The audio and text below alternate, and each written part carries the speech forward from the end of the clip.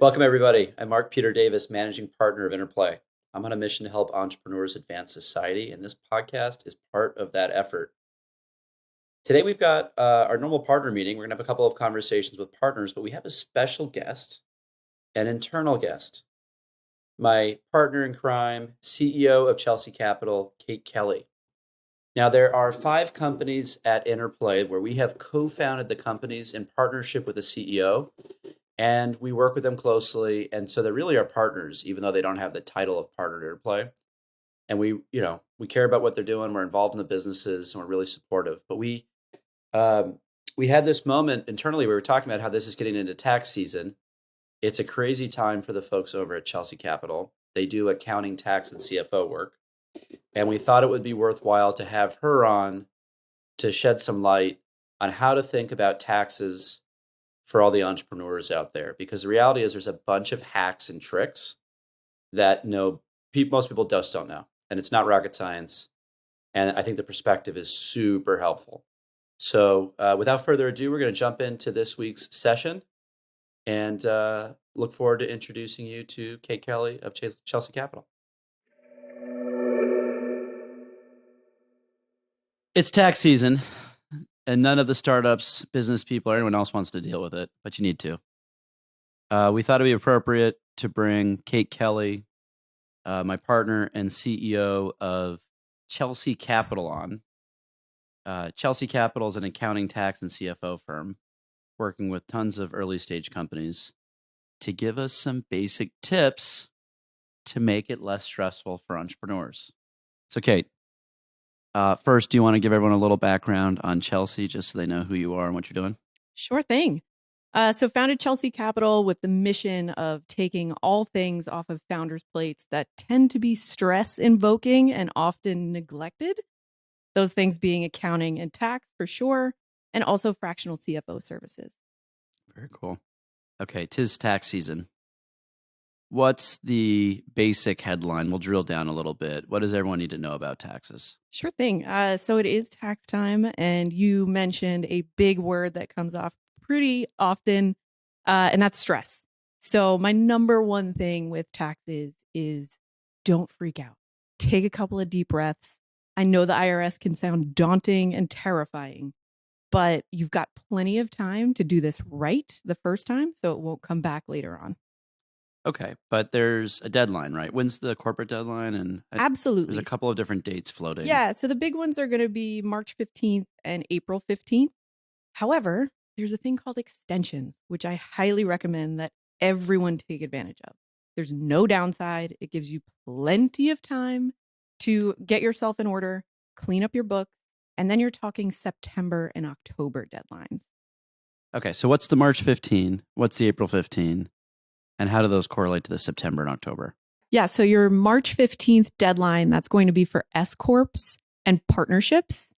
And then your April deadline, which will be April 18th this year, that's going to be for your C Corps. If you file those extensions, that pushes those dates out to the fall, which will be your September and October deadlines. Right, because there's all these dependencies in taxes, right? You got to get your tax document from other people you do business with so that you can file your taxes. And if they're late, you're hosed. Exactly, especially as a business owner. When you're talking like W-2 employees, your employer is going to get you that W-2 in early January, and you've got plenty of time till April to file. If you're a business owner or if you're invested in other companies, waiting for those K-1s, like I said, can take a long time. You're also going to have to close your books, which can sometimes take till January and February. And then by the time you're turning around to a March deadline, that can come up pretty quick.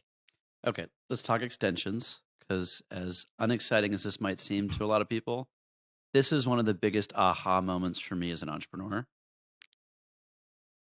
Your whole life through school, junior high, high school, all this, you can't churn a paper in late. Like, that's the one thing you can't do. You can kind of shit the bed on the paper. You can kind of make a bad paper, but you can't churn it in late. Right? That's no. You get an F. But taxes you can churn in late and there's no penalty. Explain. If you file that extension, there really isn't a downside. There's no, consequence for taking that tons of extra time to get things done right. If you want to take your paper analogy, it just buys you so much extra time that you really should take advantage of. When this kind of clicked, so all of my tax stuff goes in the October deadline now, Mm-hmm. right? The April 15th now is just a administrative, like a little bit of paperwork gets signed, but my taxes are done in the fall, which is Yeah. a big mental shift because it gives all the other things that I'm involved with time to report. If they're late, I still get stuff in, and then it gets done. So when I heard that, I thought it was too good to be true. What is the actual downside of filing an extension? Why is everyone not filing an extension? So I think it goes right back to your paper analogy. Nobody wants to hand in their taxes late. Even though there is no penalty about it, it's still that anxiety of, hey, this is the deadline. I'm going to miss it. And the IRS is going to come and, take my house and children away. That is not going to happen. So you've got that time. And I think it's really just people want to cross that box off their to-do list of taxes are done. So now I can breathe. It is way better to take that extension time to get it done correctly than sprint through it and have to file an amended return. An amended return is going to get looked over by a human being, not a computer, and far more likely to get audited. Right. And it costs you more money because people have to do a bunch of extra work. Exactly. So, headline for me is I always do extensions. Why would anyone not do an extension? I guess it's just if you have everything up front, it's super easy. But if you have any complexity, extension. I totally agree with you. And even for the simplest returns at Chelsea Capital, we file extensions for everyone. Even if we know we're going to get them done plenty of time before the deadline, everybody gets an extension. Again, there's no cost to it. There's no penalty. So you might as well do it, even if you don't use it. Yeah. And just 6 months extra months is way more chill. Yeah. And even if it's just end of April, early May, it just gives you that breathing time to take the opportunity to review your return. Things as little as an address change you might catch. And if you rush through it, you might not. And then you're filing an amended return. Got it. Very annoying. Okay. So that's the high level. What should everyone be thinking about? Like, what are the best practices for people when they're dealing with tax? Founding team, maybe they're scrappy. No one's ever done this for business before. I know they're going to go to their tax people, and their tax people are going to tell them most of the stuff they need to know. What are the kind of the tricks of the trade outside the extension that people should be aware of? Yeah. I mean, so it starts out with having clean books. So a lot of times people will jump to the tax portion of it, where really the data that's fed into that is going to be from your accounting system. So you want to make sure that all of your books are closed, everything's buttoned up, and then that makes your tax accountant's job so much easier. And you can't do one before the other. Okay. If it's a solo practitioner, one-person shop, is an Excel sheet with the money they made and the expenses they had enough? That could be enough. If you've got really low transaction volume, you can get away with that. We typically put clients on QuickBooks or some other accounting software. It makes things a lot easier. If you're an accrual-based company, you definitely want to go with something like that. We're actively taking on a lot of clients that we're doing that cleanup work for them now. So pretty much taking an entire year worth of transactions, cleaning that up into a QuickBooks similar software or QuickBooks itself, and having that reporting available. So that could be something you do on a yearly basis, where right now you do the cleanup for the year. Other transaction volume heavy companies are going to want to be doing that monthly just because it's a lot of load and it's really difficult to remember a transaction that you maybe did a year ago that an accountant has a question about. You can't remember how to classify anything. Nope, not happening. I remember one of my early lessons as an entrepreneur was you do your proper bookkeeping and accounting early in the business, because the year 2, 3 cleanup is far more expensive because it's all this guesswork, it's all this noise, than just keeping the book straight from the beginning. You know, you'll see first-time founders go out and they have to, it's just not here nor there. They think it's not a priority, and it's not the number one priority. But if you can do it, you do. The pros, serial founders, they start their accounting on day one. And that's something we see very often. And I get it. A lot of these entrepreneurs did not start their businesses for their love of accounting and tax filings. That's right. Not what they're in this business to do. And exactly where we kind of got our start was, I want founders to be able to focus on growth and scaling and fundraising and have the peace of mind behind their accounting and finance function. Everyone agrees that it's really important, but oftentimes it can just trickle down to that bottom of the to-do list, and for good reason. You're hiring people, you're growing a company, you're doing a lot more things that tend to take priority in the moment. But when it comes to this time of year, it can kind of be daunting and a little terrifying because you haven't done the proper workload all year long. Okay, so someone's got their book straight. They hired an accounting firm. They're getting their monthly reports. They show up. End of the year comes, and they've got clean books. What else do they need to do? Gosh, that makes our life so much easier. But if that's not the case, we can certainly help with cleanup. It's not as daunting when we do it every day. So we can certainly help with, hey, I haven't touched my books all year round. We can handle it. Get you off to a clean start, and then you can maintain those books throughout the year. Okay. So once they have clean books, that goes right to our our tax team. They take a look. We collect all of the documentation that we need, usually financial statements, some payroll documentation. We do a first pass where we'll do a draft return, and then we're going to ask any additional questions that we have, any complexities that we want to address, get that final return to you, you review, and then we have that scheduled for filing date. Right, but this is a foreign language, right? You're a business person. Your accountant tax person comes and says, here's a draft return. It's 800 pages long. The forms are terrible. Oh, they're the worst. They're like, sign here. You don't know what the hell you're looking at. So what should a CEO, a founder know to look for? What are the things that they need to know to kind of move this process forward, assuming they're hiring a professional? Absolutely. And before we do any filings, we try to break down that complexity of those monster returns to really high level of, here's the amount of income that you took in. Here's the tax reductions we were able to find. Here's the ultimate amount that is due. We go through the state nexus analysis. So you don't really have to sift through that return and ask. You don't know the questions to ask a lot of the time. Yeah. What are those questions? So first of all, what's the state nexus? You dropped that one. Yeah. State nexus this is a big thing for a lot of companies. Often add a lot of complexity, especially for SaaS companies. So state nexus is essentially whether a state is expecting a return from you. So you might think, hey, I only do business in New York City. I'm going to file in New York, and that's it. Not necessarily as cut and dry. And every state has different rules, which makes it particularly complicated. So some are based on payroll. So if you have employees in other states, you might have to file.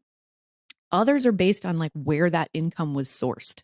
So again, if you're a SaaS company, selling that all over the country, some states might be expecting a return because you had a client in Nebraska or somewhere. Probably applies to e-commerce too, Mm-hmm, right? exactly. You ship to Wyoming. Yes. Whatever. And again, every state is different. So I highly recommend those businesses take advantage of using a tax professional that can do that analysis.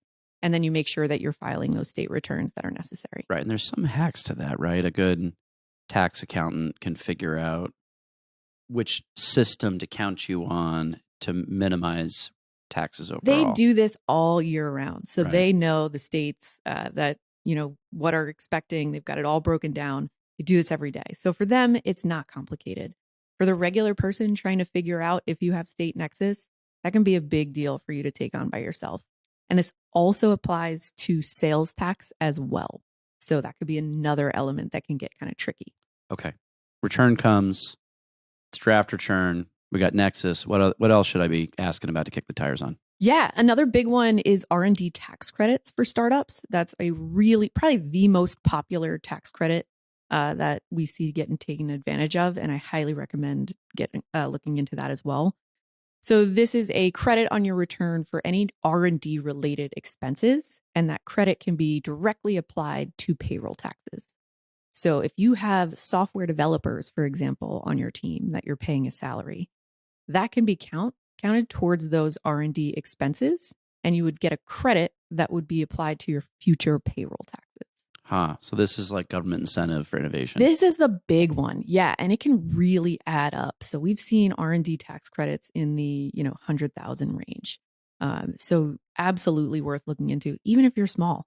A lot of R&D tax credit shops will take a small fee. They'll do the heavy lifting for you, which I won't get into that. But it's pretty simple as a founder to take advantage of and really should be checked out. Any other things to kick the tires on that we should be asking about? Or you just sign on the dotted line after that and move on? I would definitely take a peek at it.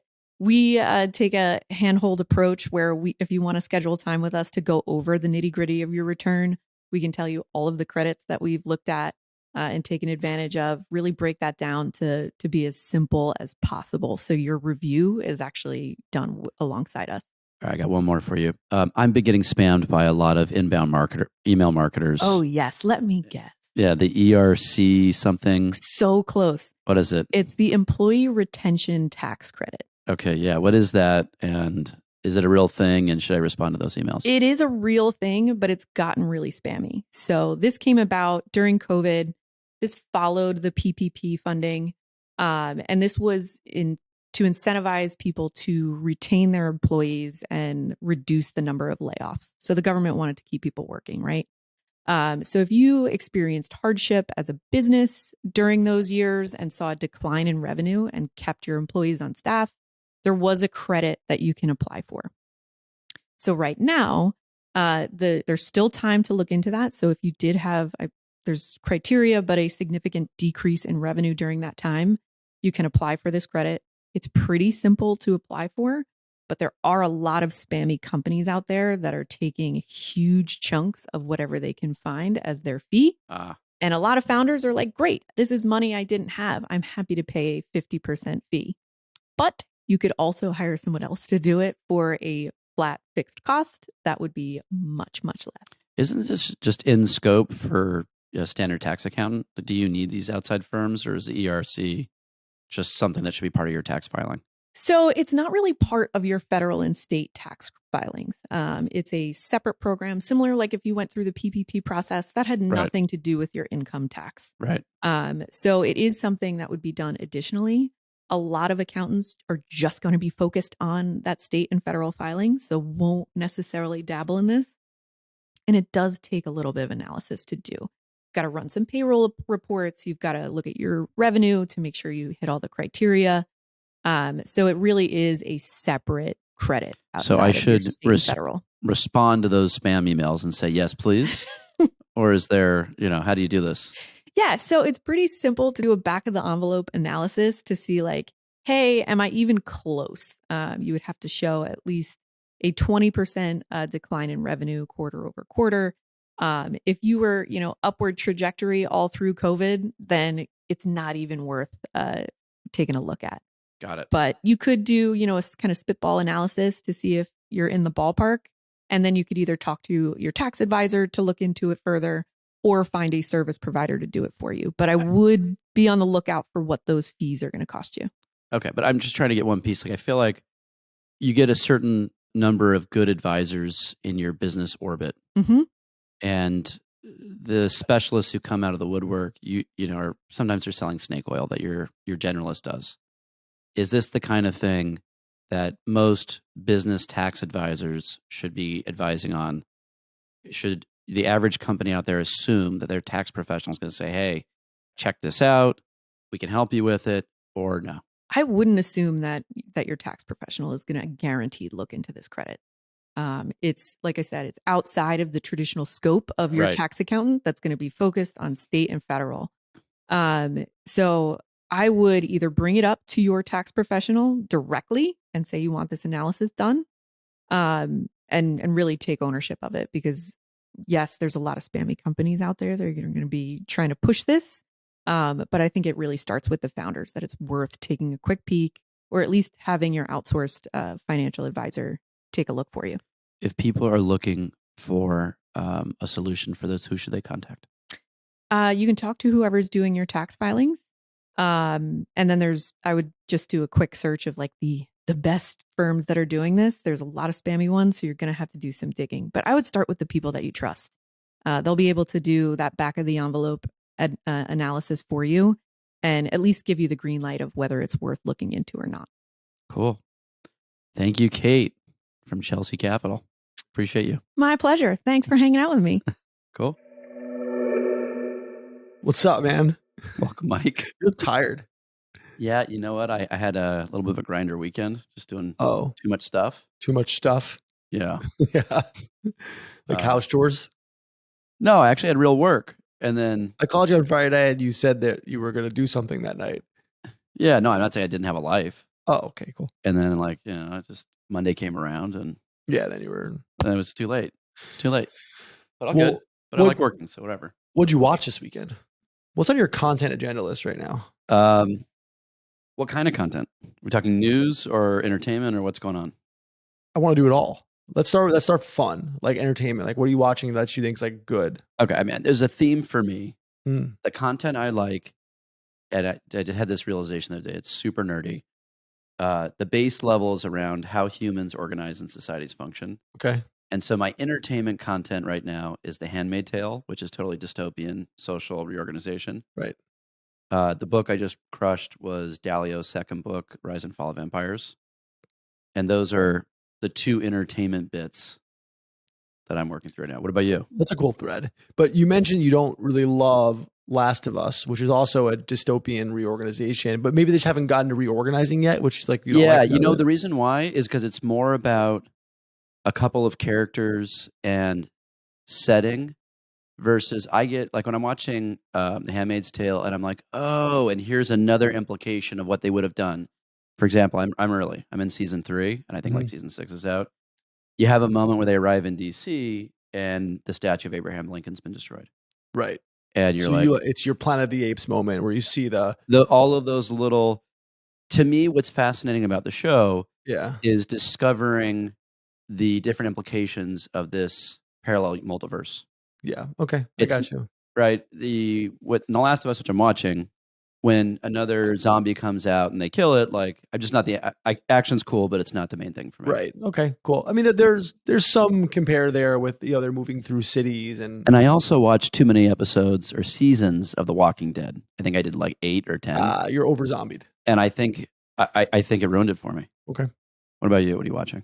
I'm watching Last of Us. Excited for the final season of Succession. Yeah. Which will be cool. I like that it's the final season. Yeah, they nailed it with that. They nailed it because if they go one more after this, they're gonna blow it. Season 5, 6 was going to be shitty. They would have made more money. Yeah, but HBO's got cred, right? Like HBO put something out, and I'm like, it's going to be good. Cousin Greg's gonna get his own show. Yeah, that makes sense to me. Yeah. Has he been in anything else? I don't know. Like we gotta scout on him a little bit. Yeah, someone should figure that out. Yeah. But anyway, content more generally. Like you mentioned, you like this dystopian stuff. What does that thread run through to podcasts? Yeah, it's not dystopian. It's I had this realization. That's one aspect of it. Yeah, it's one like manifestation of it. I'm really into how humans organize, and so cool. I know that's weird, and I literally wrote down the other day. I was like, this would be my thing, and it's a little bit psychology, right? Like how the different types of personalities that are out there with humans and how those fit together as puzzle pieces. Interesting. Right. I love history, and it's seeing patterns and machinations. I'm into frameworks like Dalio's latest thing on the Rise and Fall of Empires, which is a framework for how things go up and down. So yeah, for podcast content that I'd consume, not for news per se, but kind of more casually, but intellectually, I like Sam Harris, Waking Up. Like if folks aren't give us a quick on that. Yeah. Sam Harris. It's a major podcast. If you haven't heard it, it's not some edge case thing. He's got millions of subs. What does he do? He talks about, thank you. He talks about social issues. Okay. Current social issues. What I think is novel about Sam, and he's controversial, is he is violently rational. And that has put him at odds with both the left and the right through a lot of the things he's talking about. I'm sure not everyone agrees with everything he says, but what's fascinating about it is the degree of the logic of the Boolean statements, if this and that, where it really takes you through a journey of thinking deeply about topics that you may not have thought deeply about, or you might just be reacting to the headlines and the brainwashing we're all getting. Whereas Sam's going to kind of like go down to the base assumptions and build it back up and come out with a conclusion. Got you. And it doesn't align well with either party, which I quite like. Cool. What about you? Well, let me ask a question about that podcast because our producer Will and I were having this conversation before. I think it leads in nicely. Is the podcast conversational or is it just him spewing? It's conversational. He has lots of guests on. They're big names. Interesting. It's Neil deGrasse Tyson. It's you name it. It's the who's who. Cool. But he's the best guest on the show. Got you. That's good. Right. And he'll stop and drop knowledge and wisdom and perspective. And it's rare that the host is the art. They're usually the frame in the picture. In this case, I think Sam is like a big part of the art. That's super cool.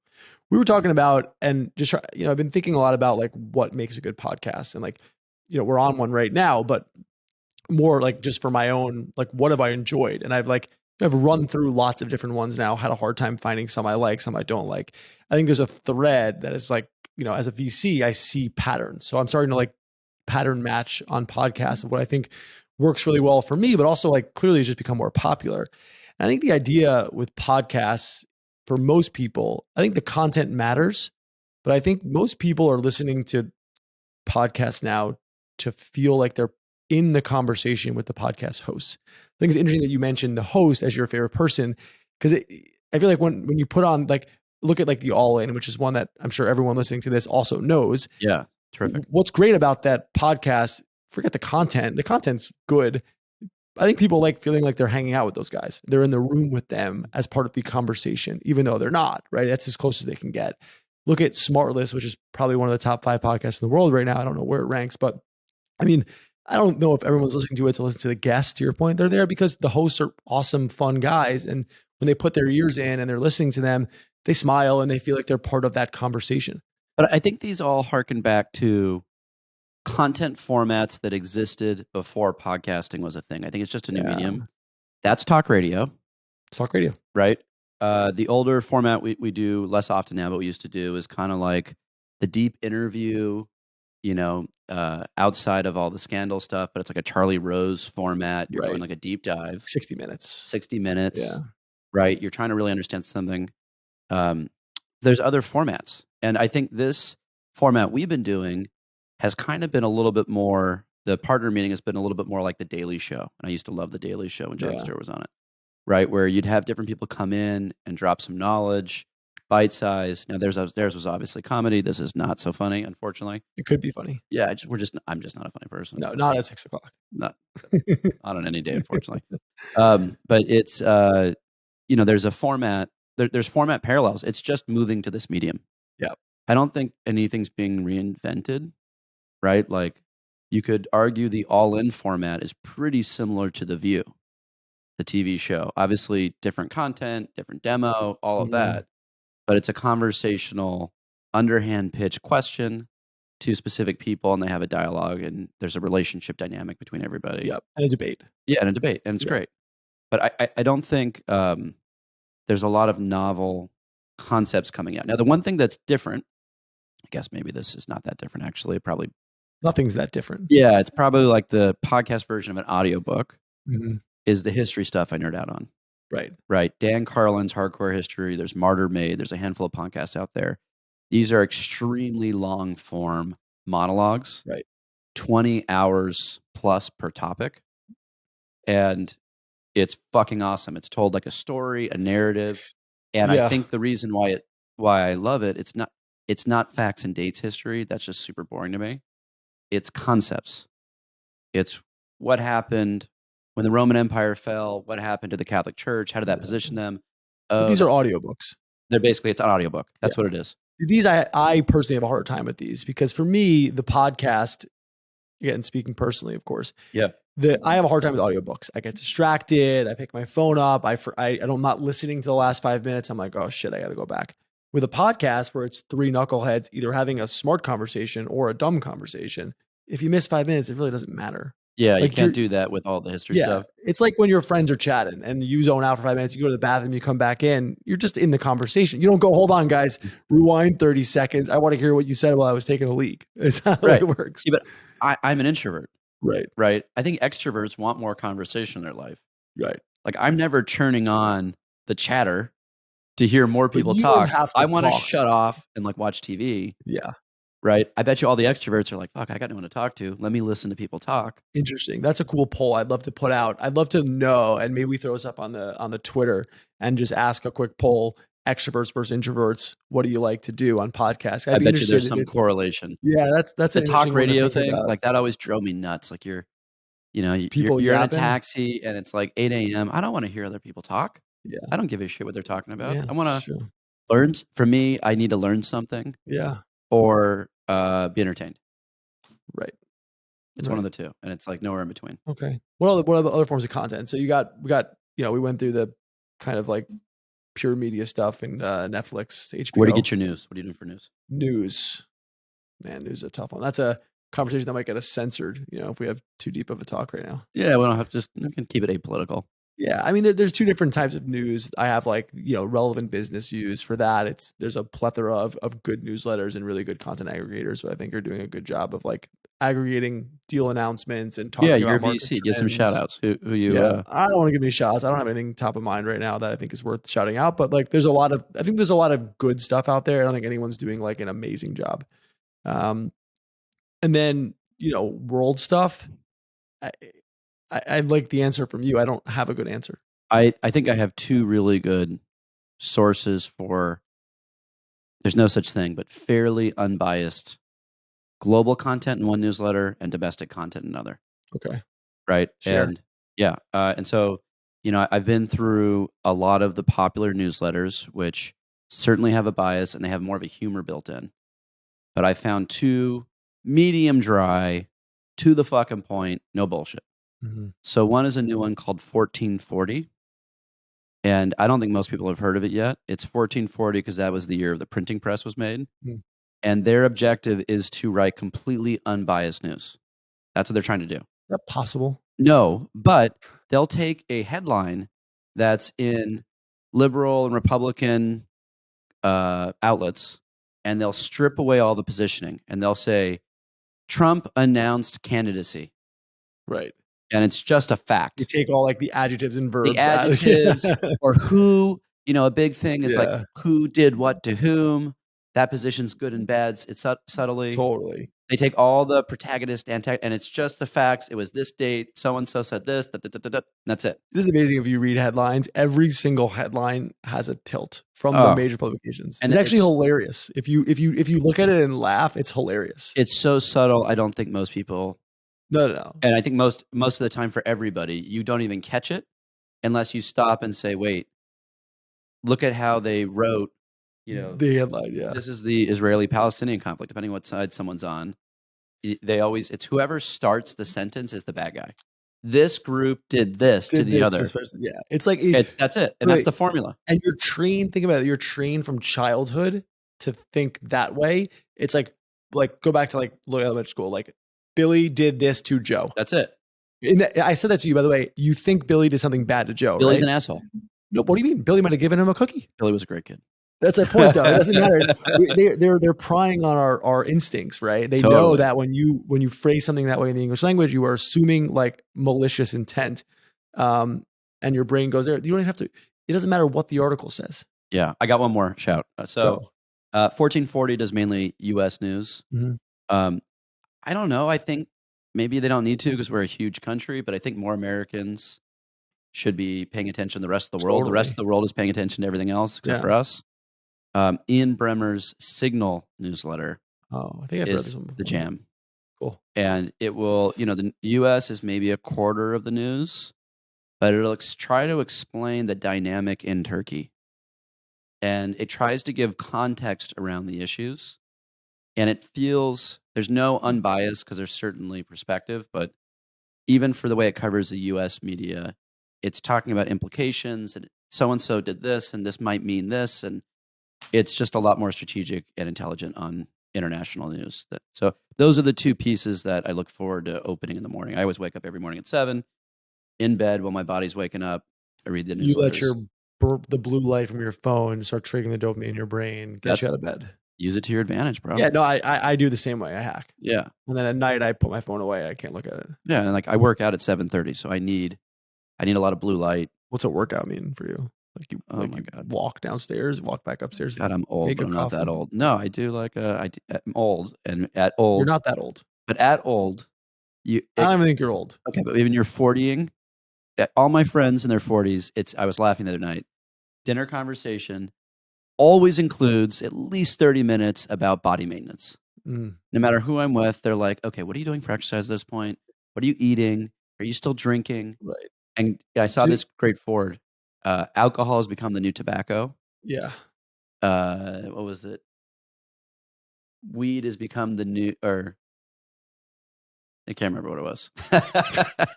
Really have to cut that part. But Alcohol's out, weed's in. alcohol. No, it was mushrooms were the new weed. Right. It had all shifted, and alcohol was the new tobacco. Yeah. And weed was the new, weed was the new I alcohol. wonder when sugar will fall. Yeah, I don't know. But when you think about that parallel, it makes total sense. Yeah. Mushrooms now the illicit thing that a lot of people are experimenting with. Yeah, the crazy hippies are doing. Right. Yeah. And then the legal part, the legal but edge case is the weed, and now everyone's talking about how bad alcohol is for you, like it's a cigarette. Shout out to Monument, our most recent investment. Totally. Right in that trend. Yeah. Driving that trend. Driving the trend. Absolutely. Yeah. But anyway, yeah, no. So working out for me is 10 to 15 minutes of stretching. No, I don't actually care. You don't fucking care? No. Question for you on the working out thing, though. Do you think that cycles out at like 50 and you guys stop talking about that stuff? Or do you think I don't know. Keep going? It's new territory. Interesting. But we were talking about how it's a perma conversation for all the 4-year-olds. It's the weather for you now. Yeah, everyone's like, what are you doing? Okay. Your back hurts. Okay, what are you doing for that? It's on everyone's mind, like body maintenance, because it's just a problem. I literally was just talking to someone on our team. I was like, yo, when I read my phone, I don't do this anymore. Because Yeah, you gotta head up. You got to put your elbows. Someone taught me the elbow technique. Oh, really? Elbows against the rib cage, and it holds your neck up. Neck up? Yeah, everyone's got the tech neck, man. And if you don't do that, anyway. So what were we talking about? Today was content? Yeah, I thought it was a good wrap on content. Like, where do you get it? How do you trust it? All right, so tech, that's what's out there. What's the path? Like, how does this get better? What tech platform do you use to consume your news? What do you want? News is phone, email. And phone, what do you read? It's all in email? It's mostly email newsletters. Okay. Twitter. I've shifted to Google News app on the phone. Yeah, but that's just the Google algorithm feeding shit. On the For You section, you can tag, hey, don't show me any more like this, and train it. Mm-hmm. 1. 2, second killer feature. I get my Washington Post article up, which may not be my desired news source, whatever, but the tagline, it's the headline they chose to give me. Yeah. And I don't have a subscription there. I click all coverage, and I'll see it from every publication on the exact same story. By the way, back to what we were talking about before about the brainwashing, really great to see all the headlines next to each other. Interesting. So you've got the Fox, the CNN, the MSNBC, the WAPO, and you can see the spin on this side, the spin on that side. It's so good. And it's so obvious when you line them all up. And they have a button for that under every article. It's interesting. I've seen, I'd say over the years, 5 or 6 companies try to build this. And I think you just answered it. It was just a feature. Just a feature. That like it wasn't a standalone app. Someone who was a classic aggregator like Google's going to build it, and now it's here. I mean, Flipboard was a big venture company for a long time. Flipboard. That was a big thing, and it was just an interface. Yeah. There's one called Blindspot that I get sometimes too. There's a bunch out there that are doing a pretty good job. Blindspot actually shows you headlines in a newsletter, and they report on which news outlets covered it or didn't even cover it. So they'll be like shooting in XYZ, and it'll show you like it'll have like 5 blue to centrist to 4 or 5 red. And it will literally show you like no one on the right covered it, and all these ones on the left covered it. But you already know that. You know it's so. But to your point on brainwashing and scamming. So framing the headlines next to each other, it's interesting to see contextually, right? Yeah. Like, I know on a headline which group is going to be promoting it and which group is going to be silent. I know that. But what I like is when they cover it, it helps you see through the bullshit a little bit to see it's basically like a debate. You see the 5 headlines next to each other, and you're kind of getting a little debate, and then you click on the one that looks the least bias, right? Which is none of the ones we know, right? And then you're like, do I trust this source? Right. We're fucked. We're fucked. Yeah. All right. Later. Good session, Mike. Bye. What's up, Chris? So, Mark, happy Friday. Happy Friday. Although this won't be released on a Friday, so that'll just confuse everyone listening. That's true. Take that out. I really enjoyed this segment. I wanted to share that with you because thank you. People in the tech world we don't really talk a lot of like politics and the economy, really. It's too high level in private markets. Mm. And this is kind of my excuse to get a download. I think if you're on Wall Street, you hear this stuff by the water cooler. We don't hear it. We're talking about, tech companies, big and small, and founder needs. It's just more micro. So this is a nice kind of refreshing perspective moment for me every week. Yeah, I honestly think people in the tech world, in private markets, should care more about macro markets. I know last week we spoke about how we should be taking a long-term approach, and not get dragged into the day-to-day.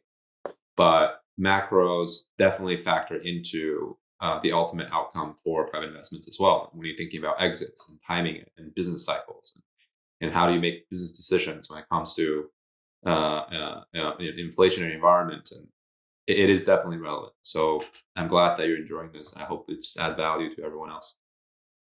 All right, do you want to kick us off? What do you got this week? Yeah, let's start with earnings. We are about 95% wrapped up with Q4 earnings, so it's about time that we sort of take a more aggregate approach and look at what's happened overall.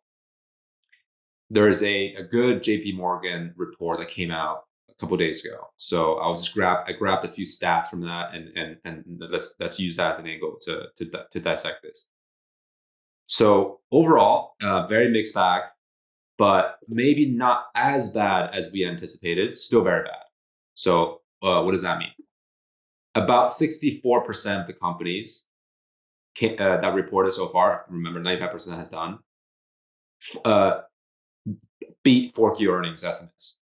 Okay, so that sounds great on paper, but if you're looking at that, but you have to sort of adjust for banks, analyst biases in predicting those results in the first place. And we talk about this internally, that there's an inherent sort of bias towards predicting better results. So you have to really look at it in conjunction of sort of comparing it to the past 4 quarters. Past 4 quarters, on average, 70% of the company beat earnings, right? So this is a clear downshift from past 4 quarters. Same thing goes for top line revenue. Says about 67% of the company reported beat revenue. That's versus 69% in the past 4 quarters. And what's even more interesting is if you take into account the magnitude of the surprises, right? So if you take a weighted average of all the reports, earnings surprises actually were on the downside. So we basically were downside surprised by 2.4% versus an upside surprise of 4.1% in the last 4 quarters. So just based on these two stats, you can tell that this is a shift in the direction, shift in the trend, shift in the graph, and likely this will continue into the next few quarters too. Right. So this is all misleading as on the surface when people hear the 64% or whatever, because all these companies are sandbagging. They're setting out targets that they're going to beat, and they're working with their analysts to set those expectations. And then they beat them, but they're beating them less than they usually do. So indexing against sandbagging, the group is not doing as well as it typically does. Got it. Yes. And the downside, the losers, right? The one that they've underperformed, the gap is larger now versus the upside beats. So that's what the second stat takes into account, the magnitude of these surprises. So overall, it has not been good earnings season. And what's even more interesting is so that JP Morgan did a meta-analysis on the keywords, right? The most cited keywords in statements, in earnings statements. And those are higher costs, shrinking demand, and macro environment. So, and on top of that, I think there's this very, very helpful graph that tracks sort of corporate sentiment on the cost of capital, and that has become very negative. Like we're at a point where it's near the levels last seen in the Great Financial Crisis, right? So cost of capital, shrinking demand is on everybody's mind. That's at this point it's there as a fact. But if you really look at S&P, look at the public market overall, it's pretty resilient. So that's to me a little worrisome. It's to me is signaling a bit of a sort of a kicking the can down the road. And equity market, when it comes to sort of going down and reversing a trend, it tends to happen in gaps, right? So it doesn't just happen every day, 1% at a time. It just sort of tanks 5-6% at a time and continue to do so for a few sessions, and all of a sudden, before you know it, we're at a negative 20% category. So I am a little concerned about the dichotomy between the earnings report and how the actual indices is performed. And so I'll be very cautious if I'm currently an investor in public markets. I'll be looking at protecting the downside for sure. Let me ask you a question. When you hear that earnings report, what's the headline? Not the actual report. What's the implication for you? Are you like, all right, we're going into some bigger recession than people have expected, or this is the natural evolution of how the market's been evolving and it's kind of not news, this is expected? What do you take away from that? Oh, it's not news to me. It's certainly not news to me, nor is it to any really shrewd market participant. But what is definitely signaling to me is the job cutting, the expense management. We're nowhere near done. There should be way more adjustment than what's currently already baked into the market, because every company is still trying to manage expense. Layoffs are going to come in more sectors than just tech, and not just that, but also wage growth should slow down. Demand should slow down as a result of that, which will then translate into earnings in the next few quarters, maybe potentially into 2024. So this is not going to be a one-time thing. That's clear to me. How will the equity investors handle these news and digest it and reinvest capital is a separate story. That's something there's no clear sign of how that will pan out yet. We should definitely keep a watch on that. All right. Got anything else? It's okay if you don't. Yeah. So I've got a few things, but maybe I'll just quickly brush on these. So last week we talked about corporate defaults, specifically when it comes to commercial real estate. And there are more news this week on that. So Blackstone just defaulted on a $562 million bond backed by a portfolio of offices in Europe. So $562 million, just to be clear, is a drop in the bucket for the commercial real estate market. But it's Blackstone that really stands out for me, right? So we're talking about the blue chip companies in these markets are now starting to default. And that sends a signal to the rest of the market. So, how is interest rate markets going to respond to that? How will these impact sort of the downstream sort of investors in their portfolios? We're definitely starting to see that, and so I would really caution against any negligence in this sort of market right now. We should definitely focus more. The mainstream media is not nearly covering enough on corporate defaults and commercial real estate. Last thing I will mention, though, I think which was interesting, Foxconn. I'm not sure if you've talked about this already with other folks, but yesterday there's a news headline that Foxconn, which is everyone knows Apple's largest suppliers and major manufacturers of iPhone components, announced that they will invest around $700 million to build a new plant in India. So this will create 100,000 jobs. This is a massive plant. And there was also reports that Apple is seeking to ramp up production in India to account for 25% of their total output. And this is a very clear shift away from China. And Apple's not alone. They're just the biggest guy, but they're not alone. Everyone's trying to do that. And over the past 5 years, I think it's safe to say that India and Vietnam have emerged as sort of front runners in taking over production outputs from China. A lot of this geopolitics, a lot of this is cost, because it's clear that there's a rising cost of labor in China. And how will this shift sort of the dynamics going forward in terms of global power and economic outputs? It is something that everyone should be asking, right? So this is to me a pretty major move, and it's starting potentially start of an end for sort of manufacturing, superpower in the world. So, but I think yeah, this is the plan for China, right? Like if I was building China's economy, you start out by doing the manufacturing, you bring in a bunch of capital, you train a workforce, and then you level up to do more white collar, you're generating real IP. They've done all that. And in doing that, you raise the cost of labor and you're no longer competitive for the lower cost jobs. That's why we don't do them in America, because we've leveled up and it's not affordable here.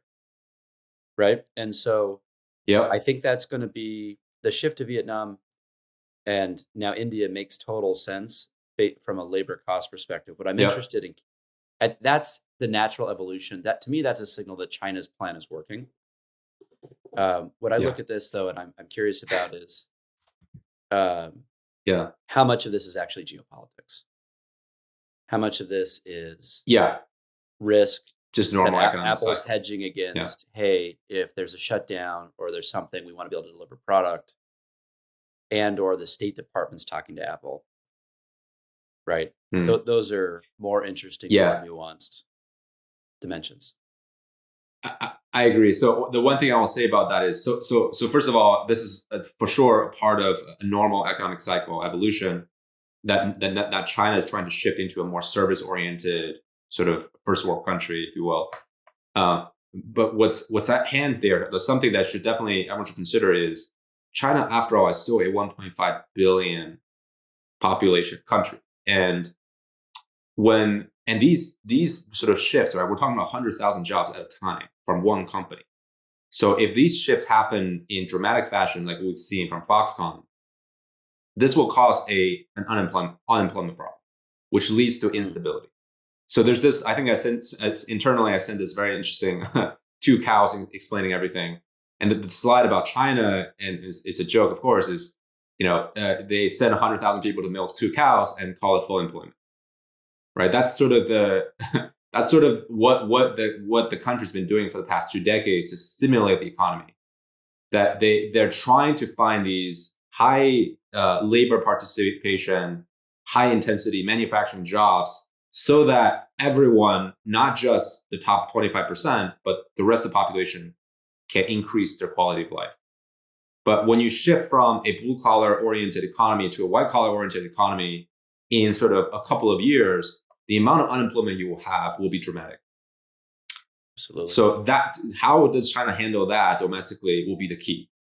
And if that leads to instability, which is the number one enemy of the Communist Party, there will be consequences. So that's the one thing I will highlight. Fascinating. Thank you, Chris. Appreciate you. And a quick reminder for everyone listening, Chris is an SEC registered RIA, and nothing he said should be considered investment advice. All right, this was a new sesh. Very grateful for Kate coming on the show. Jumping on a podcast is not in anyone's comfort zone. I think I'm 2.5 years in and it's still weird for me. What Kate's doing is really cool. They're really taking a new approach to the accounting, tax, and CFO business. Just kind of running it the way I, as a customer, thought it should be run. Really high quality, making my life easy, filing all my documents away from me. Just taking all of the work off my plate as a concept. So anyway, they do a really good job with that. If you have questions on any of the tax stuff, you can hit me up or whatever, and I'll put you in touch with people. But more importantly, I hope everyone got some of those big takeaways, because I think the big thing of the delaying your actual filing the extension to the delay strategy, almost everyone should be doing that. And I think people don't know about it, and it just creates a lot of stress. So anyway, I hope this was helpful, and we'll catch you next time.